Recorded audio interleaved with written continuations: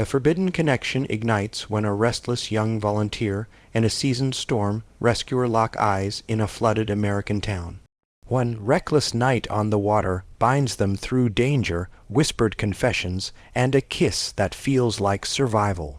But every moment together is shadowed by old wounds, a father who once loved the same man, a town quick to judge, and a coastline that swallows secrets as fast as it spits them back. They defy orders to save a stranger, survive a near-fatal rescue, and face a community ready to turn a storm into a trial. Each siren, each text, each breath counts down to a choice neither can postpone, stay hidden and safe, or stand in the open and claim the life they both ache for. As protests gather and the ocean threatens again, one question burns brighter than the porch light they share. When the next wave hits, will love finally break the surface or drown before dawn?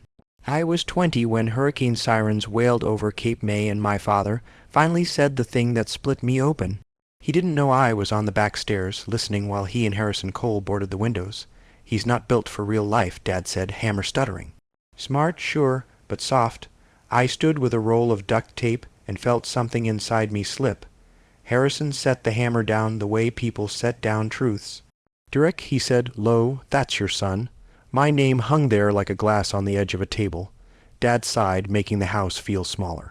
He'll figure himself out, he said. Just not here, not now. I left before either of them turned.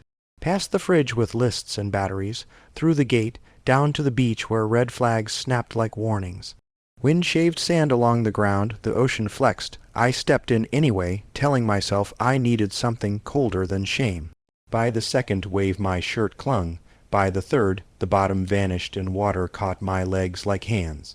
I tried to swim sideways like every sign said, but the current cared only about weight and breath. Salt burned my throat. The horizon jumped. For a dumb second I wondered if sinking would be easier than walking back into that kitchen, where two men could rename me soft. Noah, a voice tore across the wind. Noah, look at me. Harrison hit the water like it had offended him. In a few breaths he reached me, turned me on, to my back, and anchored an arm under my ribs. His chest pressed between my shoulder blades, his breath touched my ear in steady counts. Stay with me, he said. Let it carry, we move sideways, I've got you. They were instructions, but they felt like something else, like a door unlocking. I let my body keep time with his voice. We slid along the rip's edge until the water loosened and our feet found sand. We staggered onto the beach, both coughing. He got me to a shuttered lifeguard chair and knelt. His hand stopped on my ribs, warm through wet cotton. You hurt? I shook my head. My teeth told on me anyway. He peeled off his t-shirt and pushed it at me. Put this on. I did, clumsy, and the shirt held his heat like a secret. He studied me the way people study a map before night, driven serious, searching for the cleanest way through. Don't listen to him, he said. He talks like a man who's afraid to say he's afraid. Afraid of what? Losing you to a life, he doesn't understand. The sirens wound down to a thin whine. We sat in the hush that follows noise, our breaths finding the same climb and fall. He was 45, and Hurricane Kamai was 20, salt, soaked and furious and awake. He glanced toward the house. I should haul you into the car and pretend this didn't happen, he said. But I can't pretend I didn't hear him either. I laughed without sound. I heard him too. He nodded, jaw tight, then eased. Noah, he said me name a small mercy. You're not soft, you feel. That's different. His hand hovered near my face. The wind pushed a curl onto my forehead, and he smoothed it back, quick, almost formal, like fixing a tie before an interview. Heat flashed anyway. Footsteps pounded the boardwalk behind the dunes, Dad's voice high with panic. Noah, Harrison stood and offered me his hand's smallest rebellion in daylight. I took it. His grip was firm, then gone. We were walking, he called before Dad reached us. A rip pulled him. He's okay. Dad's shadow covered the sand. He looked me over, fear dressed as anger. You trying to make me crazy. I didn't answer. I watched Harrison instead. He kept his eyes on the horizon, like the storm had swallowed our secret and would keep it for now. Back at the path, Dad turned first. Harrison's phone lit with Dad's earlier missed call. He slid it away and said, soft enough that only I could hear, "You're not invisible, Noah." The wind took invisible and broke it into pieces under my skin. The storm outside felt easy compared to the one that had just started in me. Cape May held its breath the morning after the sirens. Debris made new maps. Dad spoke in checklists and forgot my name. Harrison's shirt lived under my pillow. At noon the power failed, heat pooled. Dad sent me for ice and water at the community center. I biked over with a crate strapped to the rack. Neighbors waved the way people wave when they are afraid to lose each other. In the gym, volunteers moved like a pit crew. A woman with a clipboard snapped, next, then softened. "You okay, kid?" "I'm fine," I said, until I saw Harrison in the loading bay, sleeves pushed up, carrying cases like nothing. "Hey," he said, neutral as weather. "Need a hand, I need two. When the thing you want to say is louder than the job, you work without talk." We finished fast. He steadied the crate. "You good? I'm here. Your dad didn't sleep. He want until a roof listens. Roofs don't." He smiled like head waited for that. "Volunteer dinner at the firehouse. Come by." I rode home against wind that wanted to move me elsewhere. Dad argued with a generator that refused to be convinced. "Where have you been?" "Center. They are feeding people tonight." "Good. Well, eat here." The generator coughed and died. He stared at it like betrayal. "Take the truck. Fill the gas cans before the line goes stupid." In the cab, a text from an unknown number. "Firehouse at 6." I saved it without naming it. The gas line was its own weather horns, rumors, lawn chairs. A patrol car rolled by, reminding everyone curfew would be enforced. I drove home through intersections, where strangers directed traffic because somebody had to. At 5:30 I showered by flashlight and put on the only shirt that didn't smell like a storm. Dad in doorway. "You heading out? Volunteer dinner. We're fine here. You want to come?" Silence stretched. "Be back by 9, he said. The firehouse smelled like coffee and wet rope. Harrison ladled chilly like it was holding the town up. When I reached him, his fingers steadied mine longer than necessary. "Sit with me after." I nodded, heart off tempo. A woman at the mic asked for silence for a missing boater. The room stilled. Harrison closed his eyes. When it ended, he slid across from me. "You okay? You keep asking, because I keep wanting a better answer." "Home makes me smaller," I said. "I don't know what to do with that. You're allowed to take up space, not according to him. Sometimes love and fear share a coat," he said. "Hard to tell which one you're talking to. The chief announced a dawn supply run to the barrier island and asked for boats." Harrison stood. "I'll go. You have one, a stubborn one. Ride along. See morning from the water." I thought of curfew and Dad's ledger of worry. "I can't. You can. You might pay later." We stood, and the room pushed us close. His shoulder brushed mine. Every nerve woke. He handed me a folded napkin. "My number, in case you lose the other one." Outside, sirens tested their voice. He walked me to the truck and stopped at the door like a boarder. "If you come at 5, bring coffee. I take it bleak. I don't know if I'll sleep. Then don't waste it." I drove off. At home, a flashlight pointed up turned the kitchen into a tent. "You eat?" Dad asked. "Yeah. Curfew's at 8, he." "I know." He studied me like a contractor studies a cracked wall. Not angry, calculating. "We head inland tomorrow. Pack light." I said I'd help at dawn. "You'll help here." A branch tapped the siding. "I almost drowned," I said. He pulled me out. He flinched. "I know who went in. Then you know why I want to go." He stared at the stopped clock as if time could fence me in. I went to my room. The generator failed and the house sighed into a different dark. I lay on the covers, shoes on, phone face up, counting the beats of a sleep that didn't come. At 4:50 I stood. I took the truck keys and left a note. "I'll be back." The street was empty of people and full of intention's utility trucks, cones, a sky deciding whether to keep its promises. I drove toward the marina, rehearsing a text I wouldn't send, as night thickened into a morning that might change everything. Dawn felt like a dare, and I was done whispering to it. I killed the radio and counted pulse now. Dawn turned the marina silver. Harrison stood by a 26-foot center console named Second Try, 2 coffees in hand. "You came," he said. "I brought bleak," I answered, lifting the cup. "Then climb in." I stepped aboard the boat, answered with a small shift. He moved through checks, then tossed me a jacket. "Wear it. I like you alive." I slid it on. His fingers tightened. The strap heat rose under canvas. "Medical kits and water," he said. "Bayside, then the island. Weather gives us 2 hours. Weather lies. So do people. Cast off." I slipped lines.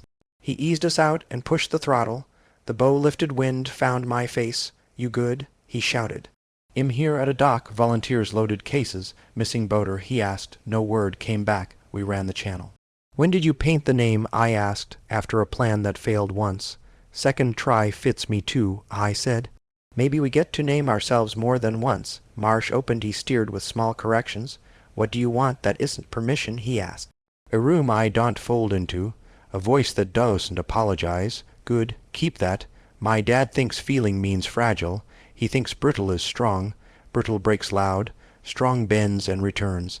Radio crackled. We pushed on. Island Bay cider residents waiting with thank you signs. We handed water and bandages.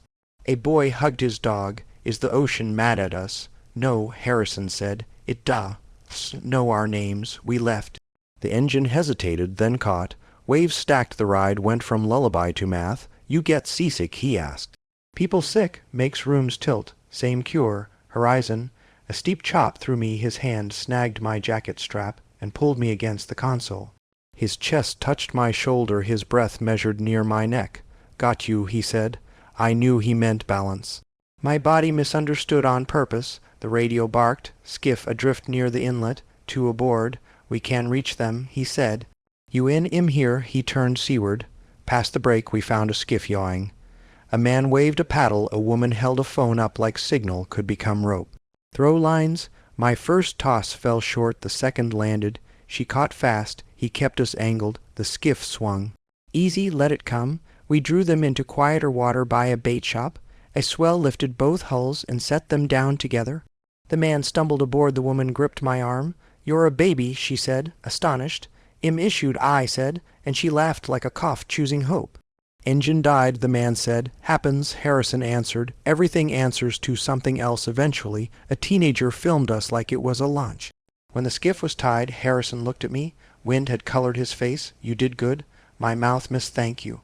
His thumb hovered near my jaw and paused there, reading whether only he felt.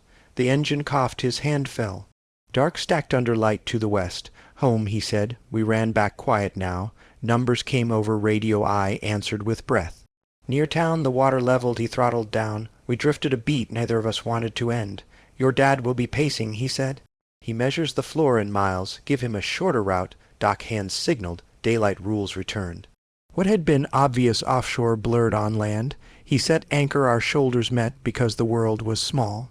He turned. Air thinned between us. The back of his fingers found my cheekbone, barely there. Heat moved through me, slow and sure. He didn't lean in, neither did I. The air did. "Noah," he said, "careful. I won't be another reason you fold."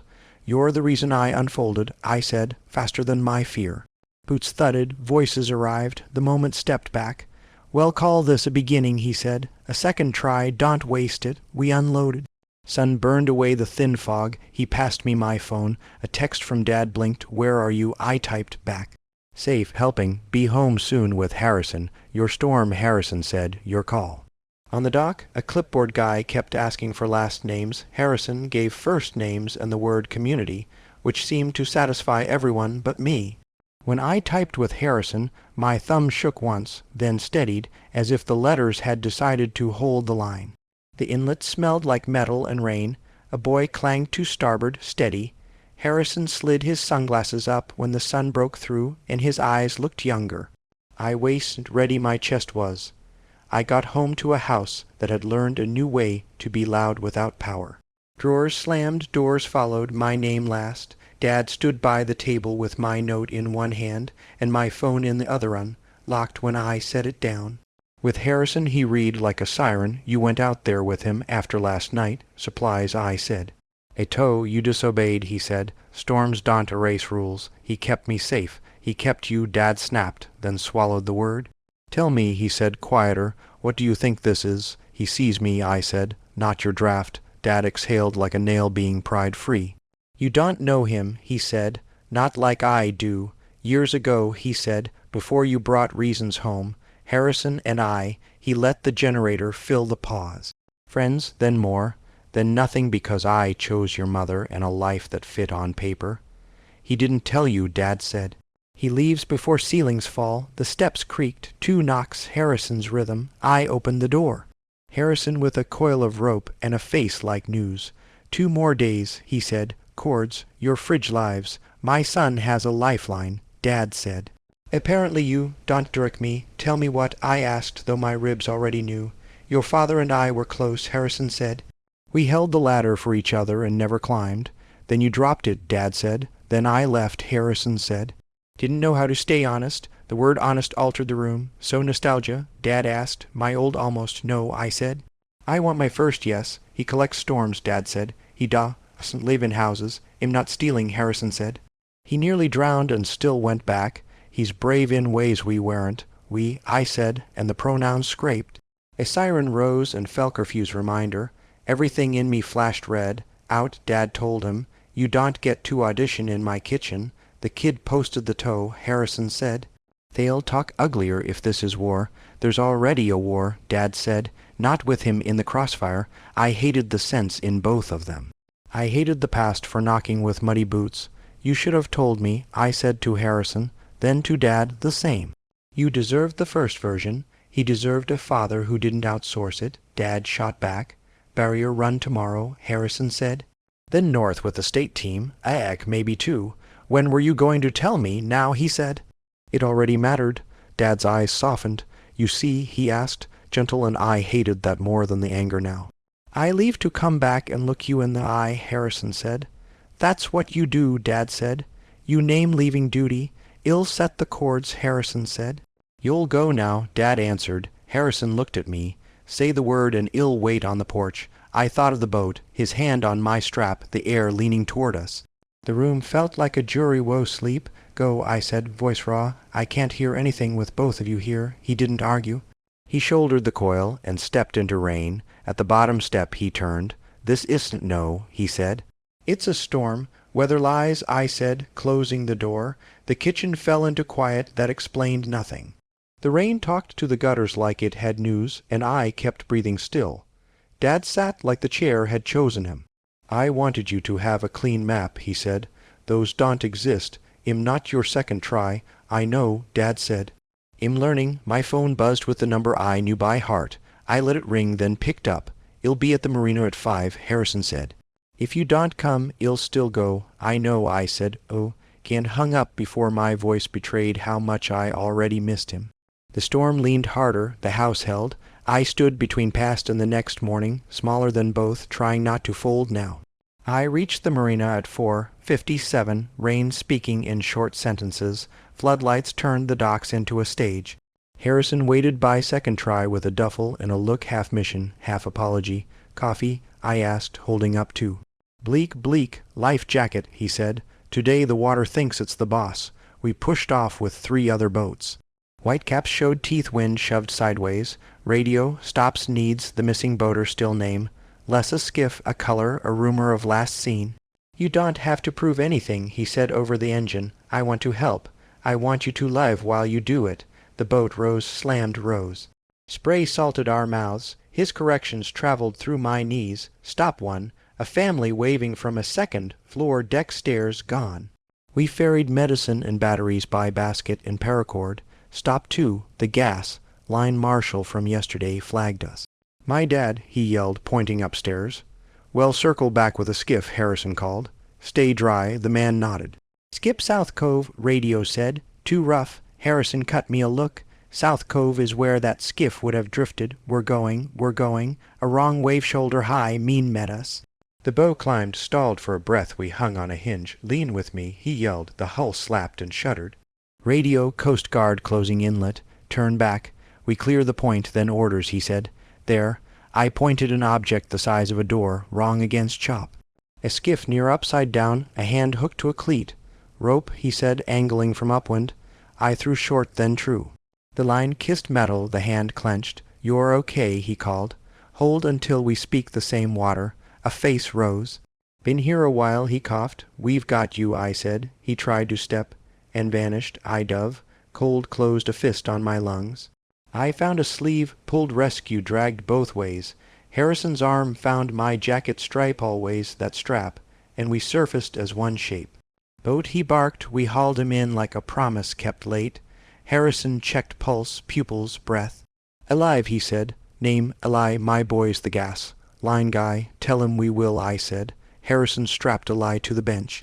Hold tight, we shot the inlet on a lull and slid into water less murderous. 2 red and white boats arrived like rules. Injured aboard, he answered. At the bait shop dock, medics took a lie. The neon vest son reached us at a sprint and folded around his father with a sound eye will hear when rooms go quiet. My hands shook at a frequency the doc couldn't see. Harrison crouched, knee against mine. Look at me, he said, and the world found volume. A cheer rose, and phones with it. They did it again, the teen yelled. Comments scrolled. T's the guy who with arrows toward Harrison's hand on my shoulder. Let them talk, he said. We have an ocean of better things to do. State teams wheels up in 3 hours. Staging, the chief said. You two bring a storm. We bring returns, Harrison said. 1500, briefing. Dad's truck idled at the lot's edge like a sentence he hadn't chosen yet. He took in the medics, the phones us. You pulled him. Together, Harrison said. Dad nodded once. The vest kid's been sleeping in his car 2 nights. His father want now. We promised, I said. His hand found the gunwale, then my shoulder. Not heavy. You okay? I'm here. Be here tonight, he said. Talk okay to Harrison. I don't forgive the old story, but I see this one. It'll take sea, Harrison said. An engine backfired and the doc jumped. Laughter happened. Radio, new threat, electrical fire at elementary gym, evac in progress. We're close, we ferry, he said. The gym doors were propped with wet cones. Smoke lifted a generator, spit sparks. Teachers counted and counted again. Out, said the nurse with the try again tattoo, then back in. We formed a chain, coolers, cases, little red oxygen tanks. Are you a lifeguard? A boy asked. Just a person, I said, but I can carry the heavy end. We moved the last cot as sirens arrived to take over. The chief pointed with his chin. Go, he told Harrison. Staging 2 hours. We ran across the field. At the dock he stopped. I hate leaving like this. Then don't, I said. Duty first, he answered. Then the thing I want. What thing you, not as a secret, not as a second try, as the first yes you asked for. I stepped closer until his breath warmed the space by my cheekbone. We can't, he said. We will, I said. 3 hours, he said. Bait shop. Well, say it again with fewer sirens. We separated by inches and pretended it was feet. He ran for staging. I coiled lines and pretended rope could be a future. My phone buzzed, a photo from the teen, us with a lie, caption heroes. Some people say it's wrong, a dim read. I typed, sometimes wrong is just new. Another text blinked a badge icon. Report to station for statement inlet violation. Names Cole Noah, Cole Arison. The badge text blinked again. I typed 1 hour, saved the location, looked at the water on my sleeves and didn't chain. Joke I signed the station ledger with wet hands. Statement room 2, the officer said, neutral. Harrison arrived a minute later, hair damp. A. Cole and A. Cole, the officer read. You two made friends with an inlet. We made choices, Harrison said, against orders. Coast Guard closed it. We heard the call, Harrison said. We also heard a man run out of minutes. The recorder clicked on. We gave names. I told the wave and the cleat and the strap. No heroics, Harrison said. Procedure and luck. The closure makes it a violation. You pulled a man out of the calendar. Reprimand, not charge, the officer said. Promise boredom. Can't promise, Harrison said. Outside the day had settled to gray. Dad's truck eased to the curb. They done with you? Reprimand, I said. Hungry, he asked. Starved, we ate. You going north with him? Dad asked. He asked me to meet him first, to choose on purpose. I chose once, Dad said. It made sense on paper and war in the house. I loved him. I love you. I'm trying not to let those cancel or double each other. I'm not a test, I said. No, you're a person, he said. Be at the house at 9. If you go, it'll drive you to the bus. I walked to the bait shop. Harrison leaned on the ice chest, boat bag at his feet. You came, he said. I promised. Walk we did to Dune Edge. He stopped by a warning sign. I don't want to be whether that burns off, he said. Then don't be. I'm leaving with the team. I want you there when I get back. I will be, as what? As the first, yes. I need to kiss you and I need to not. Pick one. Both. We kiss now, we stop before we turn reckless. His fingers found my face, his mouth found mine careful, brief. Warmth moved through a narrow place made wide. There, he said. There, I said. His phone buzzed. Come to staging, I'll walk you. The team clustered around maps, jackets with patches, calm. You the cape may pair. Nice pull, someone said. Harrison took a radio, a vest was handed to me. Walk him to the gate, then exit at the chain. Link, he stopped. Tell me something true to carry. I am not soft, I feel. That's different, he said, smiling. You okay? I asked. "I'm here," he said. "Go talk to your dad. Make a map with no clean edges. Come back. I will. Second try. Engines braided with gulls." The gate took him. I ran home by 9. Dad had 2 mugs and no speech. We sat damp honest, he leaving, now im staying, good, stay first, then go when you're choosing, not fleeing. At 11:37 my phone lit. Sergeant Vega, State Sar, we have a situation, Harrison. His team reached the barrier cut, saw a flare, pursued. Boat lost power near jetties. Everyone's accounted for, but we need someone who knows his habits to parse his last radio. Me, I said. Dad grabbed keys. Under hard lights they played the clip. Harrison, current shears left, then right, holding off North Jetty. If we cut inside the marker, we static. Another, negative, Cole, Harrison again. Second try approach, not literal, just static. He uses metaphor when he plans, I said. Second try means swing back once more on a wider arc. Tracks, Vega said. Radio live, visual. Boat 2 has power back. Cole is fine, repeating, fine. The tent exhaled. I sat. Dad's hand found my shoulder. A text buzzed. A wet glove thumbs up. Back in 10. Tell him to file the report himself. Someone said. He will, I said. Then he'll sleep on the floor and call it a bed. He can sleep on our couch, Dad said. You mean that? It won't be tidy, he said. Storms errant either. We waited under hard lights. Engines approached like a promise. Boat 2 nosed in. Harrison stood in the bow, jacket open, hair wind, drawn. He saw me and didn't wave. He put a hand to his chest, counting. I touched my chest back. 1, 2. He laughed. The dock smelled like rope and diesel. Reporters idled behind tape. Vega passed with a clipboard. Good call on the arc, she said. He taught me to name the turn. Keep naming. Dad stood a step back, hands in his jacket, learning not to stand guard now. He glanced at me, then at Harrisona door left unlocked. Report filed, Harrison said. They want me to sleep on our couch, Dad said. Thank you, Durek. We still have rules, Dad said. We just write them slower now. Slower works. We walked toward the lot together tonight. A volunteer rolled by with coffee, handing out paper cups. The teen lowered his camera and nodded. A generator coughed alive, and a small cheer rolled down the pier. Dad said tomorrow we'll patch the porch, and the part after the porch, I said, and the part after that, Harrison added, like a hallway we could light one bulb at a time. I looked up at the first clean star since the sirens. Beside me, his shoulder brushed mine, not secret. Just there, night rinsed the town and left it humming. Harrison slept on our couch. Dad listened to the quiet hold. At 4 the alarm touched the room. Coffee in travel mugs, names on tape. Outside the street shone empty. At the bus lot, he set his bag down. Second try, I said. Third, if needed, he said. "I'll call from Dover. I'll keep the porch light on." He hugged me, breath warm at my neck.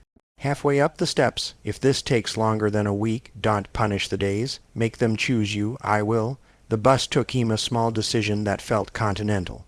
I walked home. Dad had pried up the porch plank.